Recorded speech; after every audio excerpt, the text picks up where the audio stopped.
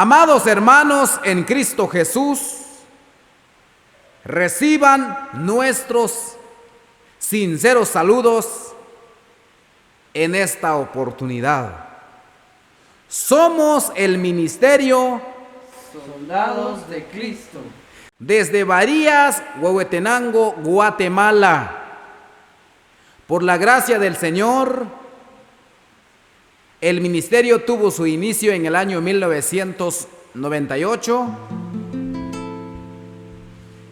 Fue el año 2010. Mi hermano en carne y en Cristo, Santiago Sebastián, grabó un himno en parte de Florida, Estados Unidos, el año 2010. Un tema muy bonito, Yo te seguiré. La primera grabación o el primer álbum salió el año 2010. Fue una bendición compartir desde el año 2010 y por la gracia del Señor tenemos el privilegio de entonar esta alabanza que dice: Yo te seguiré. Bendiciones. Vamos con este tema musical que es de mucha bendición.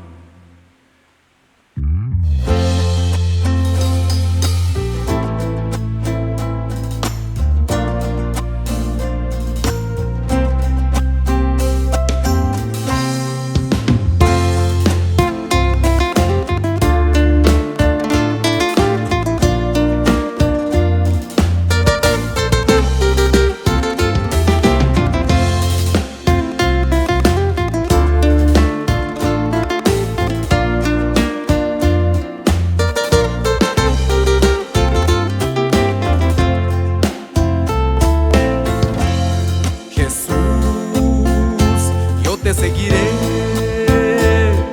y haré tu voluntad.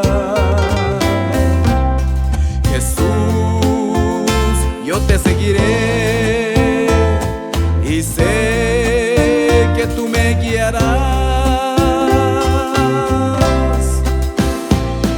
Y tú que en mí estás, serás quien me guiarás. Y cuando en prueba yo esté, tú me levantarás. Y tú que en mí estás, serás quien me guiarás. Y cuando en prueba yo esté, tú me levantarás.